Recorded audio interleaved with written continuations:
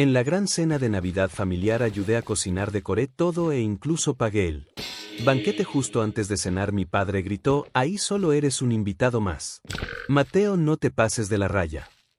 Si aún no estás suscrito al canal, haz clic en el botón de suscripción y activa la campanita para no perderte ninguna de nuestras historias. Tu apoyo significa todo para nosotros. Si esta historia te parece interesante, déjale un like. También me encantaría saber de qué ciudad eres. Déjanos el nombre de tu ciudad en los comentarios. Ahora empecemos con la historia. Me llamo Mateo, tengo 32 años y creo que la mejor forma de empezar esto es diciendo que solía pensar que la lealtad familiar significaba algo que sí. Te esforzabas y dabas tu tiempo, tu dinero, tu energía, la gente lo vería, que importaría, pero la Navidad pasada me demostró de la forma más brutal lo profundamente equivocado que estaba. Es curioso cómo la vida te da estas cachetadas de realidad. Justo cuando crees que ya nada puede sorprenderte, todo este enredo, o más bien, esta lenta agonía familiar, comenzó hace 15 años cuando mi madre nos dejó. Yo era apenas un chavo de 17 intentando entender el mundo y de repente el pilar de mi vida se había esfumado. Recuerdo haberle prometido en su lecho de enferma, con la voz entrecortada y un nudo en la garganta, que aún hoy puedo sentir, que siempre cuidaría de papá. Él estaba devastado, o eso parecía, pero su luto fue extrañamente corto. Apenas un año después, cuando el eco de los rezos todavía flotaba en la casa, mi padre Raúl se casó con Leticia. Leti, para los muy cuates, la reina del drama y las apariencias. Para mis adentros, su llegada fue como un huracán silencioso. Poco después del funeral, mientras yo todavía intentaba procesar la ausencia de mamá, Leti ya estaba reorganizando la casa, cambiando los muebles de lugar, guardando las fotos de mi madre en cajas polvorientas. En el desván una tarde me encontró mirando un retrato de mamá con los ojos llorosos. Se acercó, puso una mano en mi hombro, una mano que se sintió fría, ajena, y me dijo con una dulzura empalagosa que me revolvió el estómago: tu padre necesita alegría. Mateo no está rodeado de tristeza. Desde ahora yo me haré cargo de su felicidad y tú nos ayudarás, ¿verdad, cariño? En ese momento no entendí la profundidad de esa sentencia, pero con los años sus palabras se convirtieron en mi condena: ayudarlos. Esa fue la palabra clave, y así fue bajo el nuevo régimen de Leti. Mi padre pareció encontrar una segunda juventud, o quizás solo una segunda oportunidad para delegar responsabilidades. Leti, con su hambre insaciable de estatus y su habilidad para gastar dinero que no teníamos, encontró en mí al proveedor perfecto, el hijo mayor, el responsable, el que aún se sentía atado por una promesa infantil. Me convertí en el solucionador de problemas, el cajero automático personal, el hombre orquesta que mantenía a flote el barco de sus apariencias. Mientras tanto, mi medio hermano Carlitos, hijo de Leti y mi padre, creció en una burbuja de privilegios, ajeno a los malabares que yo hacía para que no les faltara nada, o más bien para que a Leti no le faltara nada de lo que ella consideraba esencial para su imagen.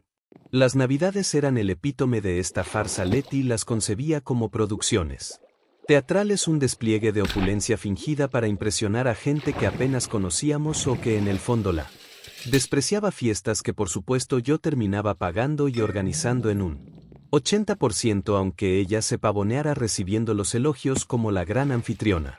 Este año la historia prometía repetirse, pero con un toque extra de sí mismo. Leti anunció su magna cena navideña en el grupo de WhatsApp familiar, con bombos y platillos digitales. Querida familia, este año me luciré con una Navidad inolvidable y prepárense para una noche mágica. Y acto seguido empezó el desfile de sugerencias dirigidas a mí, que en realidad eran órdenes directas. Mateo, mi vida, ¿podrías encargarte del bacalao a la vizcaína? Ya sabes, ese importado que tanto me gusta, el que venden en la tienda gourmet del centro. Y las luces del jardín, mi ciela, que las del año pasado se veían muy pobres, muy de barriada. Y no olvides el vino del bueno, que no quiero que el primo Esteban y su nueva esposa nos vayan a criticar por servirles cualquier cochinada. Mientras leía sus mensajes, revisé mi cuenta bancaria en la aplicación del teléfono. Como cada año, mis ahorros personales, esos que juntaba con la ilusión de algún día tomarme unas vacaciones decentes o cambiar mi viejo coche, ya tenían un destino marcado: la Navidad de Leti. Suspiré antes de que pudiera siquiera responderle. Sonó el teléfono. Era mi tía Consuelo, hermana de mi padre. Mi hijo, qué bueno que vas a apoyar a Leti con la cena, me dijo con esa voz Melosa que usaba cuando quería algo. Hay que mantener unida a la familia, ya sabes. ¿Cómo es esto? Tu padre se ilusiona tanto con estas fechas y Leti pues se esfuerza. A su manera de gastar mi dinero, quise decir, pero me mordí la lengua. Además, continuó, es una buena oportunidad para que todos vean lo bien que le va a la familia, especialmente ahora que Esteban está haciendo negocios tan importantes. Colgué sintiendo el peso del mundo sobre mis hombros, el hartazgo de años luchando contra esa última pizca de esperanza de conectar, de sentirme parte de algo, aunque fuera de esa ilusión de familia. Quizás lo hacía por Carlitos, que a pesar de todo era mi hermano, o quizás solo era la costumbre, la inercia de ser el que siempre resuelve. Un año más, pensé. Mientras Leti enviaba otra lista de compras, un año más siendo el patrocinador oficial de la farsa navideña. ¿Hasta cuándo, Mateo? ¿Hasta cuándo? La respuesta sin yo saberlo. Estaba a punto de llegar. La locura prenavideña se desató con la furia de un vendaval. Leti, convertida en una especie de generala de 5 estrellas con ínfulas de decoradora de interiores de revista de lujo, me bombardeaba día y noche con mensajes, llamadas y audios de WhatsApp que parecían no tener fin, que si los romeritos debían ser orgánicos y el mole poblano artesanal de un convento específico de Puebla que solo ella conocía, que si el pavo de mínimo 10 kilogramos tenía que ser ahumado con leña de manzano y marinado en vino blanco francés, que si la mantelería debía ser de lino egipcio y los cubiertos de plata, aunque tuviéramos que rentarlos a precio de oro. Una pesadilla logística y sobre todo financiera que recaía enteramente sobre mis hombros y mi cada vez más sufrida cuenta bancaria. Yo, como el buenazo, o más bien el de siempre, me dediqué en cuerpo y alma a cumplir sus caprichos. Recorrí mercados gourmet donde los precios parecían estar en euros.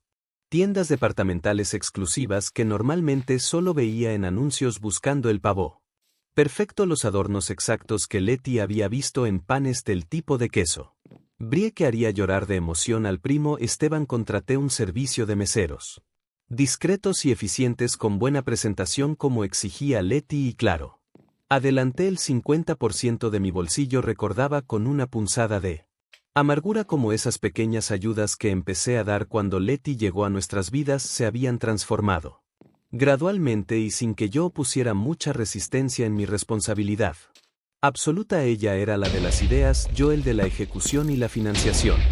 Las interacciones con Leti eran dignas de un estudio de manipulación psicológica. Supervisaba mis compras con la precisión de un auditor fiscal. Criticaba si el tono del dorado de las esferas no era el champagne gold que ella había especificado, o si las servilletas de tela no tenían el bordado adecuado, y cada 5 minutos me recordaba lo vital que era esta cena para la imagen de nuestra familia. Acuérdate, Mateo, me decía con su voz de taladro, que viene el primo Esteban con su nueva esposa, la hija de un empresario multimillonario. Tenemos que deslumbrar, causar una impresión imborrable, no podemos parecer unos muertos de hambre. Y luego, para rematar, soltaba alguna indirecta venenosa. Hay personas con tanta falta de ambición, Mateo, que se conforman con cualquier cosa, pero nosotros no somos así, ¿verdad? Nosotros aspiramos a más. Claro, nosotros aspirábamos, pero el que pagaba la cuenta de sus aspiraciones era yo. Mi padre Raúl interpretaba a la perfección su papel de espectador pasivo y cómplice silencioso. Aparecía esporádicamente para elogiar la creatividad y el buen gusto de Leti, y para pedirme con esa voz suave y ligeramente suplicante que tanto me desarmaba: Mateo, hijo, pórtate bien con Leti, no le vayas a fallar ahora. Ella se esfuerza mucho y todo lo hace por el bien de la familia o el bien de su insaciable ego. Me preguntaba yo, pero asentía y seguía adelante. Carlitos, mi medio hermano, vivía en su propio universo paralelo. Aparecía en la cocina para agarrar algo del refrigerador. Preguntaba si ya había llegado el nuevo videojuego que había encargado por internet, con mi tarjeta por supuesto, y se quejaba de que Sofía, su novia, quería ir a una fiesta carísima de fin de año un día con un descaro que me dejó helado. Leti lo empujó hacia mí. Anda, mi hijo, le dijo a Carlitos en mi presencia, pídele a tu hermano para ese detallito que le quieres dar a Sofía. Para eso está, no que te compre algo bonito, para que Sofía vea que eres un buen partido de buena familia, no como otros que son unos tacaños y agarrados. Y al decir otros me lanzó una mirada directa cargada de veneno. Le di a Carlitos el dinero sintiendo como la bilis me subía por la garganta en una de Mis raras escapadas al taller de don Anselmo fui a buscar una refacción para mi coche que también pedía a gritos una jubilación. El viejo me vio con esa cara de perro apaleado que seamente se me ponía cada diciembre. Estaba yo comprando unos ingredientes exóticos y carísimos que Leti había añadido a la lista a última hora. Don Anselmo, mientras limpiaba una pieza de motor con parsimonia, me dijo sin mirarme directamente: hay quienes confunden valor con precio, Mateo, y hay quienes creen que pueden comprar la felicidad o el respeto con cosas caras. No dejes que te ten como si fuera simple mercancía en su mercado de vanidades. Sus palabras, como siempre, eran crípticas pero certeras. Me dejaron pensando, aunque en ese momento el torbellino de los preparativos no me permitió profundizar. Fue durante esos días que mis sospechas sobre los manejos financieros de Leti se intensificaron. Ya no eran solo pequeñas discrepancias. Comparé los precios reales de varios artículos de lujo con las cantidades que ella me pedía para cubrirlos y las diferencias eran insultantes. Decidí con una frialdad que me sorprendió a mí mismo empezar a documentarlo todo. Pedí facturas detalladas a mi nombre siempre que era posible. Guardé los comprobantes de las transferencias bancarias e incluso creé una discreta hoja de cálculo en mi laptop donde iba registrando cada gasto familiar que cubría con fechas, conceptos y el sobreprecio estimado de Leti. Sentía que estaba armando una bomba de tiempo, pero también sabía que esa documentación podría ser mi única defensa si las cosas explotaban. Para añadir más leña al fuego, tía Consuelo me llamó otra vez. Esta vez su voz era aún más melosa. Mateo, corazón, solo llamaba para ver cómo iban los preparativos de la cena. Qué emoción. Y de pasadita para recordarte nuestro asuntito pendiente, ¿verdad? Se refería al préstamo de 20,000 pesos que le había hecho hacía meses para una supuesta emergencia médica que, según me enteré después por un comentario indiscreto de Carlitos, había sido en realidad un enganche para un paquete de viaje a Cancún con sus amigas. Espero que para enero ya me lo tengas, mijo, continuó, porque con ese dinerito quiero ayudar a tu primito Esteban con un nuevo negocio que va a emprender. Ya sabes, hay que apoyarnos entre familia. La familia de verdad, la que sí se preocupa por uno. La desfachatez, la familia de verdad, colgué, sintiendo una mezcla de asco y una creciente helada resolución. La bomba de tiempo en mí interior había comenzado su cuenta regresiva. Finalmente llegó el tan esperado 24 de diciembre. Para mí, más que Nochebuena, se sentía como el día del juicio final. Llevaba semanas sin dormir, más de 4 horas seguidas, atrapado entre las exigencias de mi trabajo como ingeniero de software y mi ron no remunerado como productor ejecutivo financiero y chico de los recados de la Navidad perfecta de Leti. Desde las 8 de la mañana ya estaba en pie en casa de mi padre, que más bien parecía el cuartel general de una operación logística de alto nivel. Que si el pavón necesitaba más horas de horno lento, que si los meseros que llegaron puntuales, esos sí sabían exactamente dónde colocar cada uno de los 15 tipos de copas que Leti había insistido en rentar, que si la nueva playlist de villancicos lounge sofisticados que Leti había creado estaba bien programada para sonar en bucle durante al menos 6 horas. Un verdadero infierno envuelto en papel de regalo dorado. Comenzaron a llegar los invitados, un desfile de parientes lejanos, amigos de Leti con sonrisas más falsas que un billete de 3 pesos y algún que otro compromiso social. De mi padre, mi tía Consuelo fue de las primeras, ataviada con un vestido rojo que parecía gritar y mírenme, llegó dispuestísima a ayudar, aunque su ayuda consistió principalmente en sentarse en el mejor sillón de la sala, criticar en voz baja la elección de las flores y señalarme con un gesto disimulado alguna mota de polvo imaginaria sobre el aparador. Luego hizo su entrada triunfal el primo Esteban, acompañado de su flamante y muy joven esposa, quien parecía más interesada en su reflejo en la pantalla de su celular que en el ambiente festivo. Esteban, con la arrogancia que lo caracterizaba, saludó a Leti con un abrazo efusivo y le entregó un estuche de joyería que cegamente costaba más que mi aguinaldo. A mi padre le dio un reloj que brillaba tanto que casi cegaba a mí, una palmada en la espalda y un condescendiente: ¿qué pasó, primito? ¿Sigues de electricista honorario? A ver cuándo te aplicas y te buscas un trabajo de verdad como el mío. Mira, justo acabo de cerrar un trato que nos va a dejar millonarios antes de Semana Santa. Me mordí la lengua para no responderle que mi trabajo de verdad era precisamente el que pagaba por él. Escenario donde él podía lucirse mientras yo corría de un lado a otro supervisando la cocina, atendiendo a Los meseros y asegurándome de que la temperatura del vino fuera la correcta. Sofía, la novia de Carlitos, me observaba con una atención que me incomodaba y me intrigaba a partes iguales. En un momento Leti me llamó desde el otro extremo del salón con un grito que pretendía ser discreto pero que resonó en toda la planta baja. Mateo, más hielo para las hieleras de las bebidas y que sea rápido, por favor. Lo dijo con ese tono que usaría para hablarle al último de los mozos al pasar junto a Sofía para ir a la cocina. Ella le comentó a Carlitos en voz baja pero lo suficientemente audible para que yo la escuchara: oye, tu hermano parece el sirviente de la casa, no el hijo. ¿A ti no te molesta ver cómo lo tratan? Carlitos se encogió de hombros visiblemente incómodo y desvió la mirada. Pero la pregunta de Sofía se quedó flotando en el aire y por un instante sentí una extraña conexión con ella, una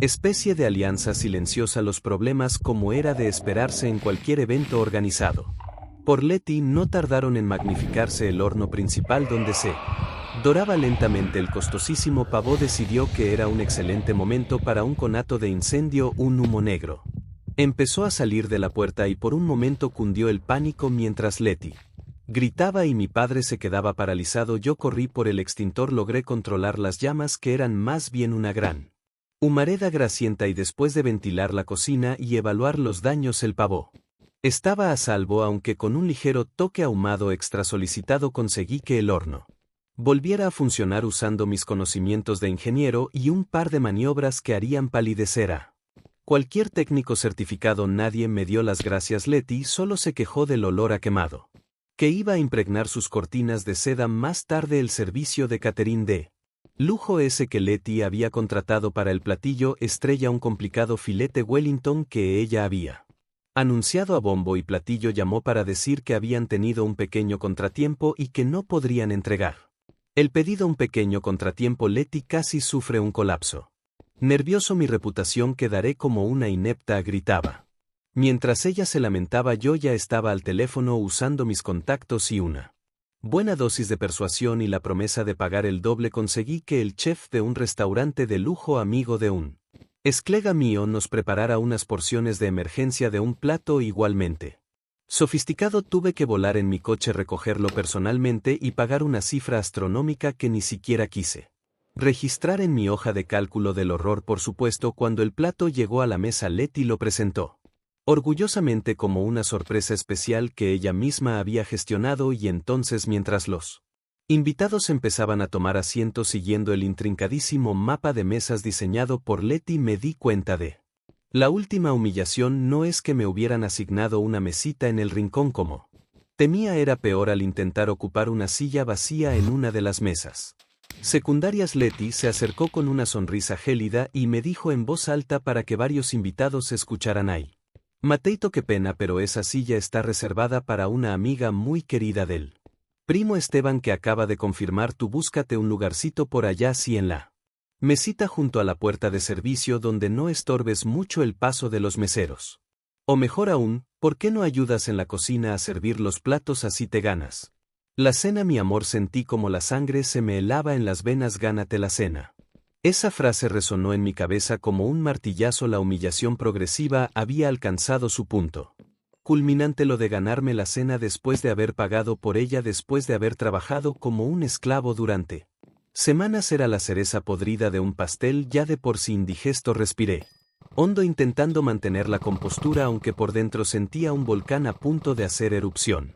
Me dirigí al comedor principal, no con la intención de buscar un lugar imposible, sino simplemente para asegurarme de que el desastre que Leti llamaba decoración no terminara literalmente sobre los platos de los comensales. Había un enorme, ostentoso y francamente horrendo centro de mesa dorado, una especie de escultura abstracta que Leti había comprado en una tienda de segunda mano de antigüedades de diseñador, que se tambaleaba peligrosamente cada vez que alguien rozaba la mesa. Solo quería evitar que esa monstruosidad cayera y arruinara lo poco que quedaba de la noche. Estaba intentando calzar con una servilleta doblada una de las patas inestables de aquel efesio cuando escuché la voz de Leti dirigida a mi padre, pero en un tono lo suficientemente alto como para que yo y varios de los invitados más cercanos la escucháramos claramente. Raúl, mi amor, ¿no crees que Mateo está tomando demasiadas atribuciones esta noche?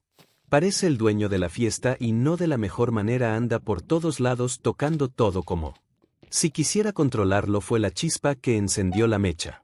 Mi padre Raúl, quien hasta ese momento había permanecido en un segundo plano, sonriendo forzadamente y asintiendo a todo lo que Leti decía, se irguió de repente. Su rostro, normalmente apacible y un tanto ausente, se contrajo en una mueca de fastidio, y entonces, con una voz: entré al portal en línea, cancelé el pago automático de forma inmediata y eliminé mi tarjeta de crédito como método de pago. Acto seguido redacté un correo formal a la aseguradora con copia a la oficina de tránsito correspondiente, informando del cambio de responsabilidad y solicitando la baja como titular o, en su defecto, el cese de todas mis obligaciones de pago, adjuntando una declaración jurada de que ya no tenía posesión ni uso de dicho vehículo, que mi padre se hiciera cargo de asegurar su propio medio de transporte y de enfrentar las consecuencias si no lo hacía. Luego me aboqué a los servicios básicos de la casa familiar: luz, agua, gas, incluso el paquete de internet y televisión por cable que Leti consideraba imprescindible para su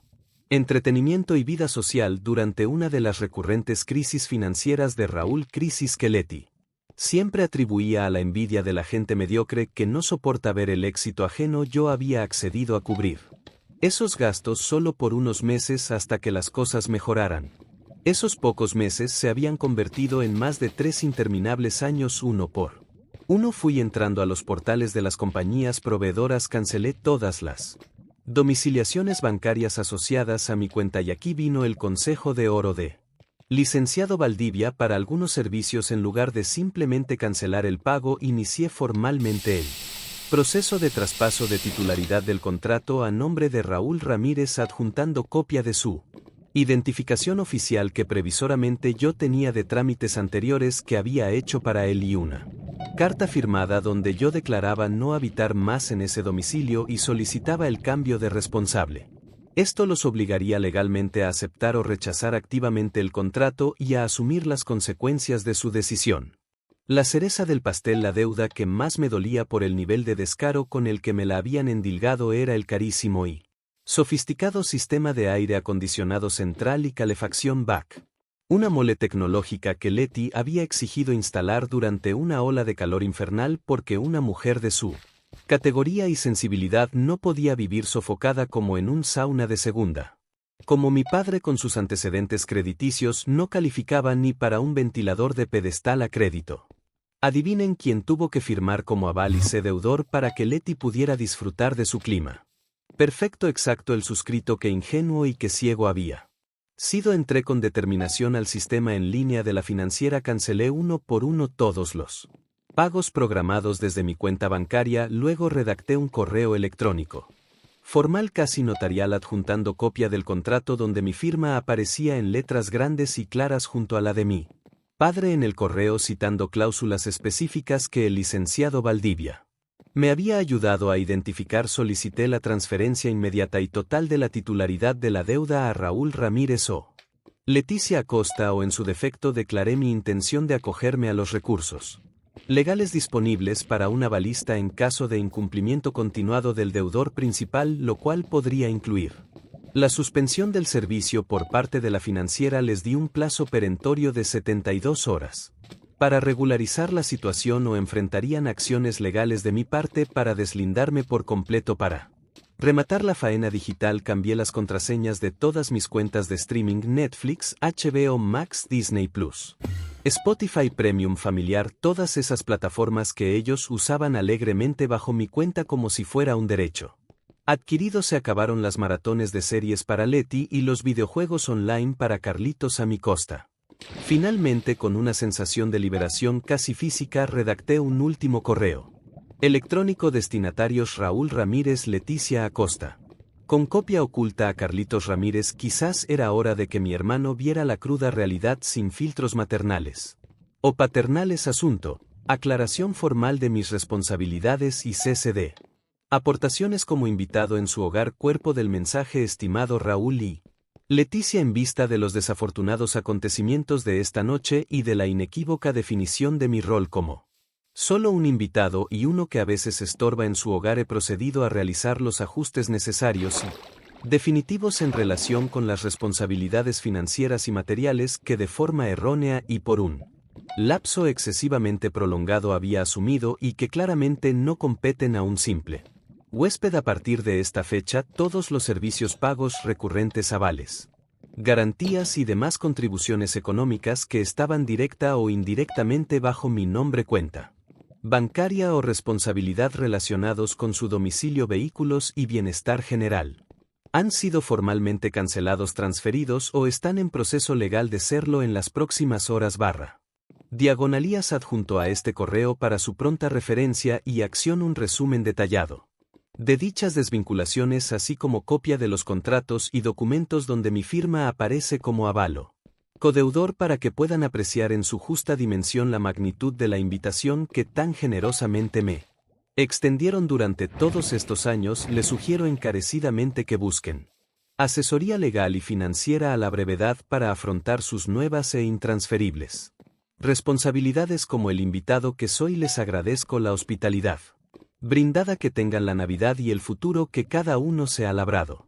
Atentamente, Mateo Ramírez. El ex invitado. Adjunté capturas de pantalla de cada cancelación, de cada solicitud de baja, de cada correo enviado a las compañías, y una copia escaneada del anexo con el estimado de lo que les había subsidiado en los últimos 5 años. Presioné enviar y sentí como si literalmente me hubiera quitado un piano de cola de encima.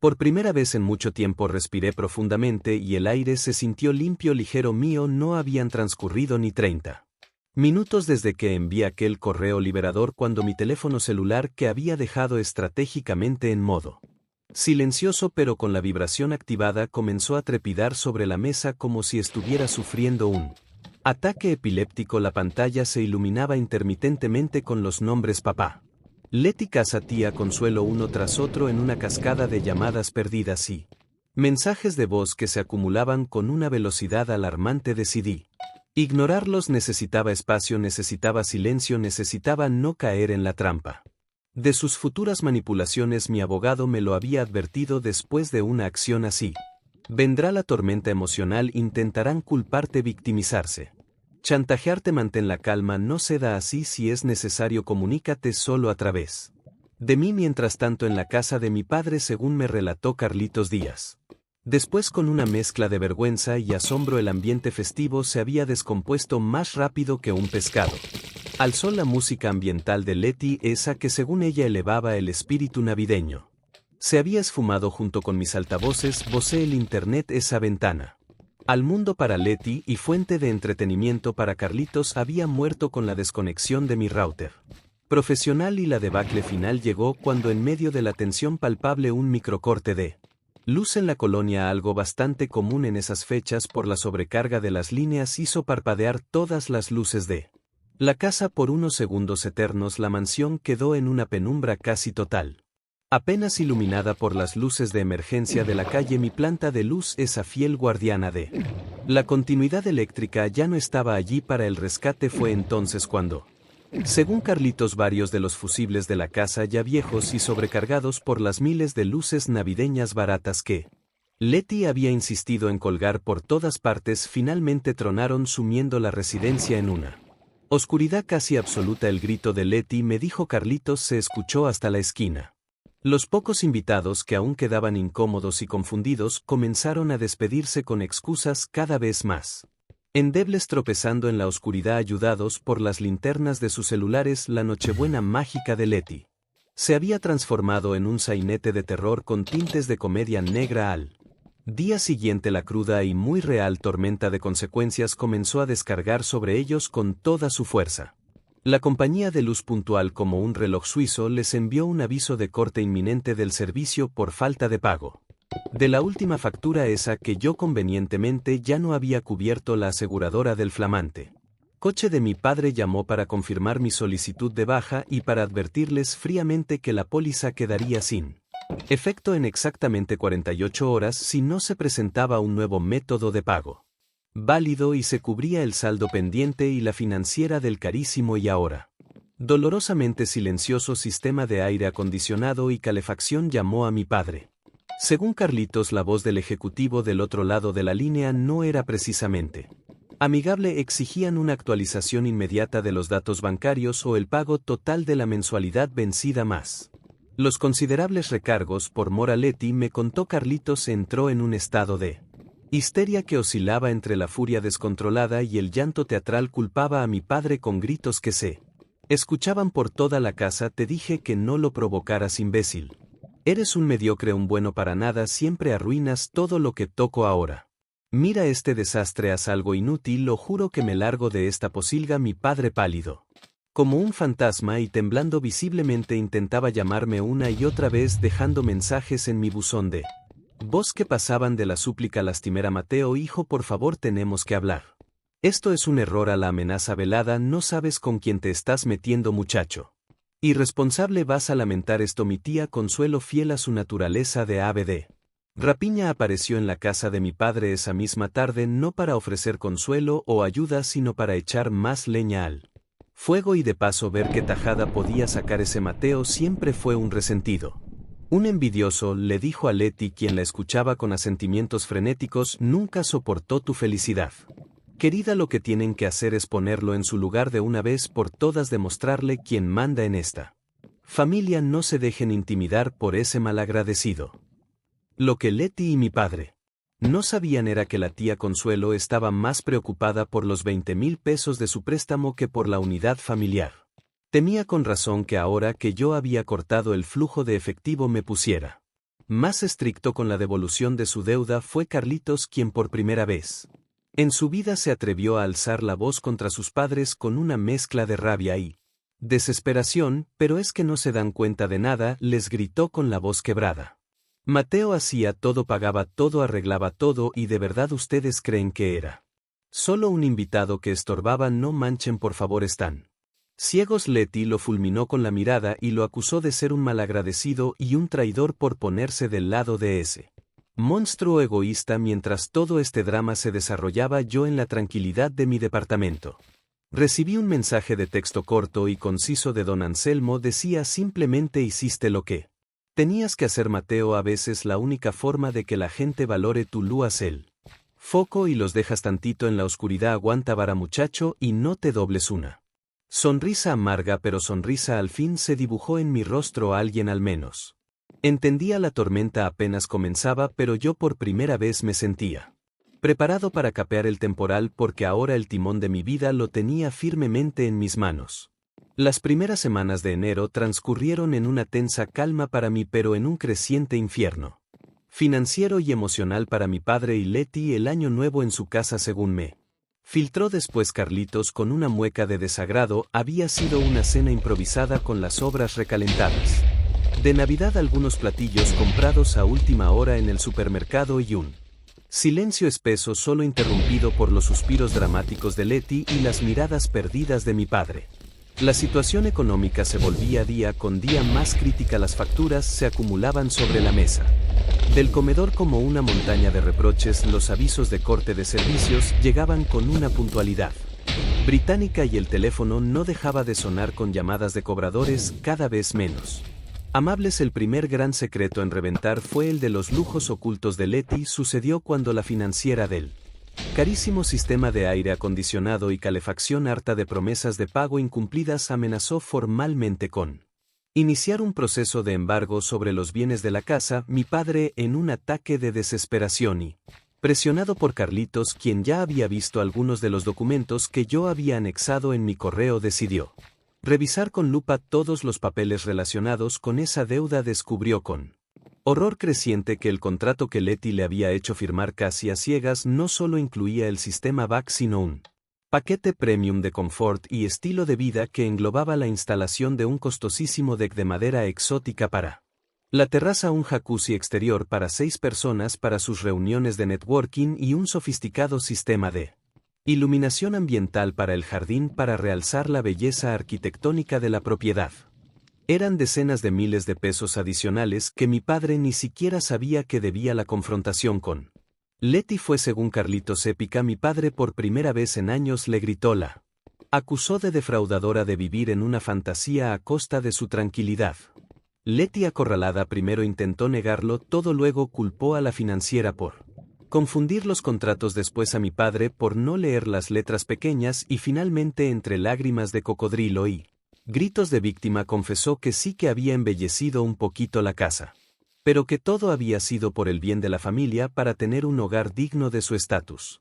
Además salió a la luz que una buena parte del dinero que yo le transfería mensualmente para gastos comunes del hogar y supermercado ella lo desviaba sistemáticamente para financiar sus caprichos personales, bolsas de diseñador de imitación, aunque ella juraba que eran originales, carísimos tratamientos en spas de medio pelo que se anunciaban como exclusivos y escapadas de fin de semana. Para liberar el estrés y recargar energías creativas mi padre, me dijo Carlito, se quedó blanco como el papel, como si hubiera envejecido 10 años en una hora. La deuda real sumando todo era casi el doble de lo que él había imaginado en sus peores pesadillas. El castillo de naipes que Leti había construido con tanto esmero comenzaba a derrumbarse con estrépito. Mientras esto sucedía, don Anselmo, mi viejo amigo y mentor, decidió que era momento de compartir conmigo una pieza más del rompecabezas familiar. Una tarde, mientras tomábamos un café en su taller entre el olor a grasa y metal, me contó la historia completa de Mauricio Aldana, el antiguo socio de mi padre. Tu madre, que en paz descanse, comenzó don Anselmo con su voz pausada, me lo confió poco antes de irse. Mateo Raúl, tu padre siempre fue un hombre bueno pero ingenuo, y con una debilidad terrible por las apariencias y el dinero fácil. Mauricio era un encantador de serpientes. Un estafador profesional. Lo envolvió con promesas de un negocio inmobiliario que los haría millonarios en meses. Tu padre invirtió todos sus ahorros e incluso una parte de la pequeña herencia que le había dejado tu abuela. Por supuesto, Mauricio desapareció con el dinero, dejando a tu padre con una deuda enorme y una vergüenza aún mayor. Don Anselmo continuó.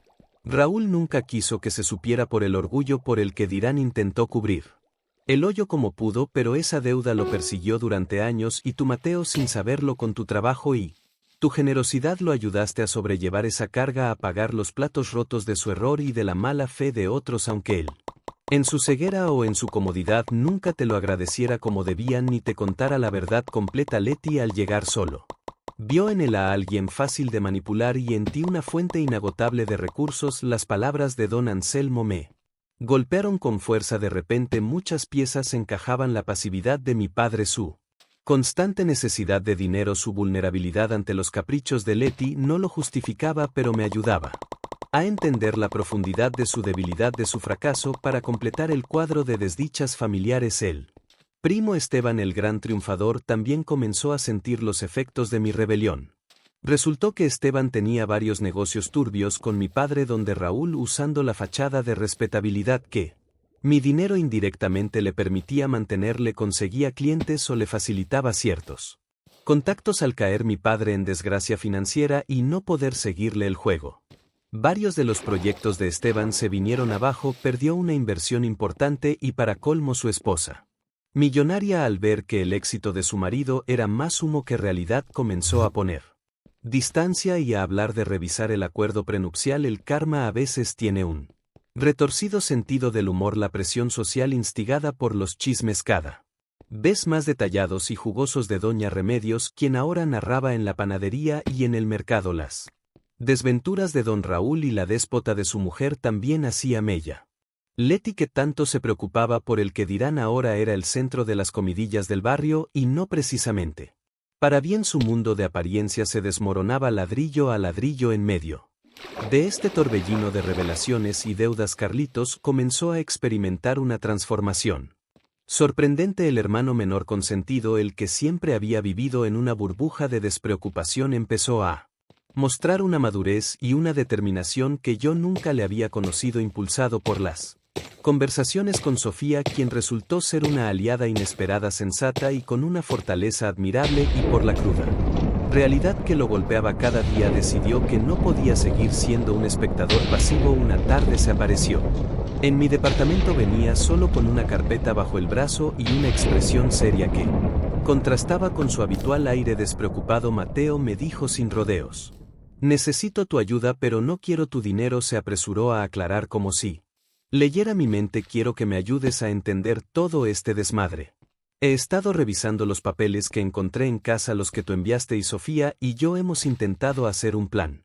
Pero estamos perdidos entre tantos números y términos legales. Me mostró la carpeta, contenía un intento rudimentario pero bien intencionado de presupuesto, una lista de deudas prioritarias y algunas ideas sobre cómo podrían empezar a generar ingresos. Sofía, según me contó, había conseguido un trabajo de medio tiempo en una tienda de ropa y él estaba buscando empleo en lo que fuera, desde repartidor hasta ayudante en algún taller. Estaba dispuesto por primera vez en su vida a trabajar de verdad. Mi papá está destrozado, continuó Carlitos con la voz teñida de una tristeza genuina. Leti, bueno, Leti es un caso perdido, pero mi papá creo que por fin está entendiendo la magnitud de sus errores y yo quiero ayudarlo, Mateo, no por ella sino por él y por mí. Ya no quiero ser él mismo imbécil de antes. Viendo esa chispa de responsabilidad en sus ojos, ese deseo sincero de enmendar las cosas, accedía a ayudarlo. Pasamos varias tardes revisando los contratos, las deudas, las opciones legales que tenían. Le expliqué con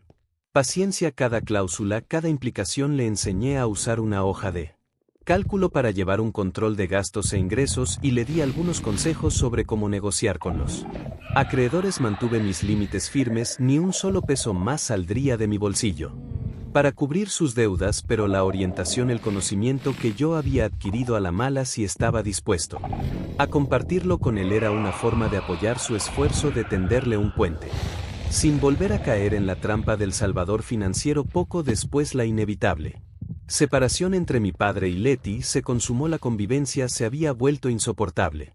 Leti, incapaz de asumir su responsabilidad en el desastre y viendo que el barco se hundía irremediablemente, llevándose consigo su anhelado estilo de vida, culpó a Raúl de todo, de ser un débil, un fracasado, un mal administrador que no había sabido controlar a su hijo mayor.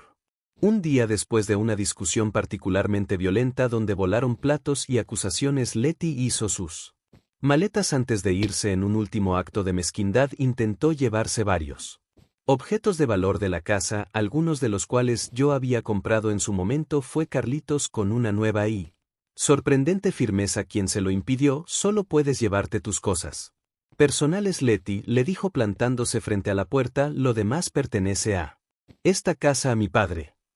Leti salió echando pestes, maldiciendo a todos y amenazando con demandar a Raúl por abandono y crueldad mental, una amenaza que por supuesto nunca prosperó por falta de fundamentos y sobre todo de dinero para pagar un abogado. Con Leti fuera de escena, la cruda realidad financiera golpeó a mi padre con toda su fuerza. Las deudas eran impagables con su miera pensión. La amenaza de embargo sobre la casa era inminente. Con el corazón encogido y después de muchas noches de insomnio y conversaciones con Carlitos, tomó la decisión más dolorosa: vender la casa familiar, la casa donde yo había crecido, donde estaban los últimos recuerdos tangibles de mi madre, donde cada rincón guardaba una historia, un eco de tiempos más felices. El proceso de venta fue rápido, casi brutal. Tuvieron que aceptar la primera oferta decente que llegó muy por debajo de su valor real, pero necesitaban el dinero con urgencia. Yo tuve que participar en la firma de algunos papeles, ya que por un vericueto legal que databa de la muerte de mi madre, una pequeña parte de la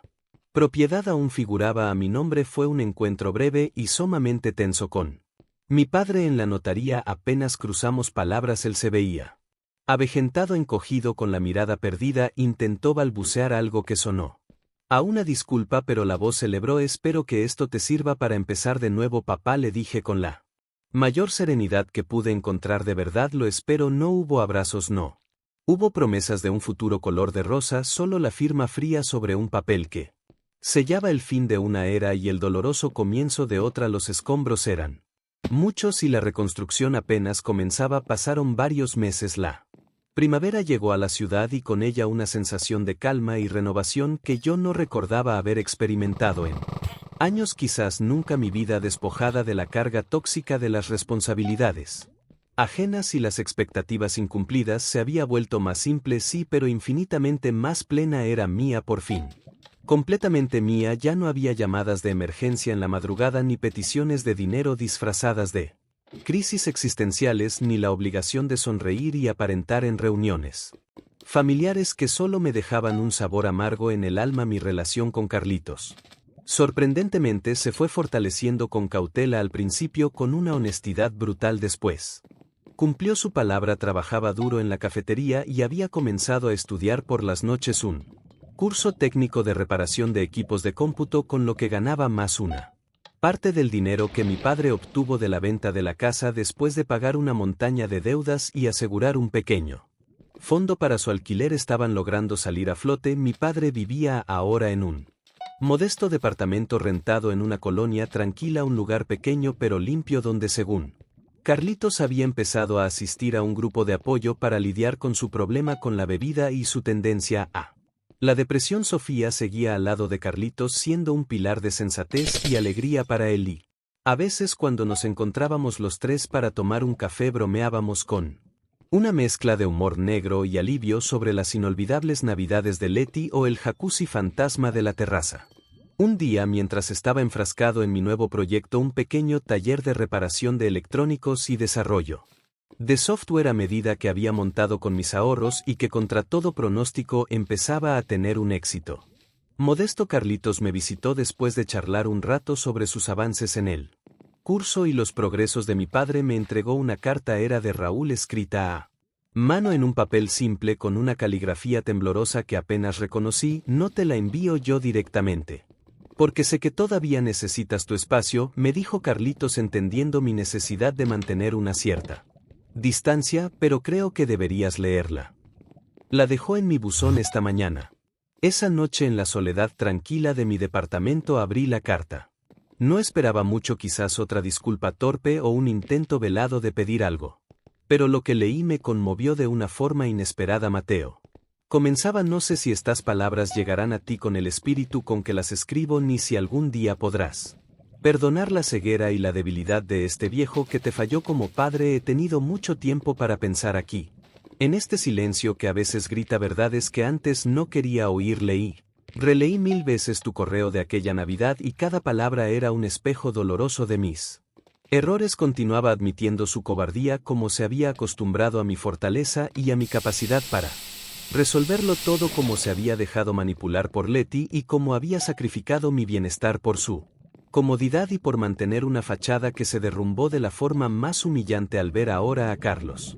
Escribió hacia el final, luchando por salir adelante, asumiendo responsabilidades que nunca antes imaginó, madurando a pasos agigantados. Entiendo por fin el tipo de hombre que tú siempre fuiste, Mateo, el hombre que yo no supe valorar, el hijo al que le exigí todo sin darle casi nada a cambio. Me enseñaste más con tu ausencia y tu firmeza de lo que yo pude enseñarte en toda una vida con mi presencia fallida y mis consejos vacíos. Quizás esa fue tu última y más importante lección para mi hijo. No espero que volvamos a ser la familia que nunca fuimos, pero sí espero que sepas que en el fondo de mi alma arrepentida siempre estaré orgulloso del hombre en que te convertiste. A pesar de mí. Doblé la carta lentamente. No sentí ni triunfo ni rencor, solo una profunda y extraña melancolía y una especie de cierre de punto final a un capítulo doloroso de mi vida. Guardé la carta en un cajón junto con una vieja foto de mi madre, esa donde sonreía con una luz que Leti nunca pudo apagar.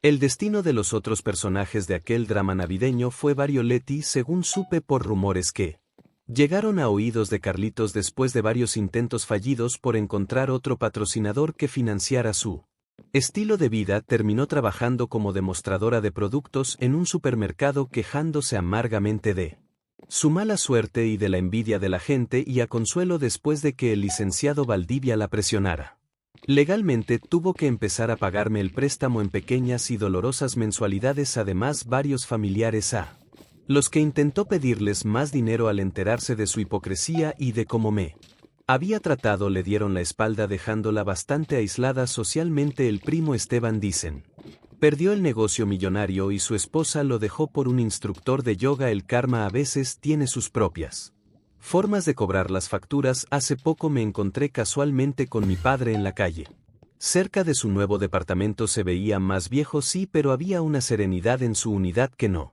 le conocía. Estaba sobrio. Intercambiamos unas pocas palabras cordiales sin reproches. Me contó que seguía asistiendo a sus reuniones y que Carlitos y Sofía lo visitaban cada fin de semana. No hubo abrazos, no hubo promesas de un futuro idílico, pero tampoco hubo hostilidad, solo una paz tensa, frágil.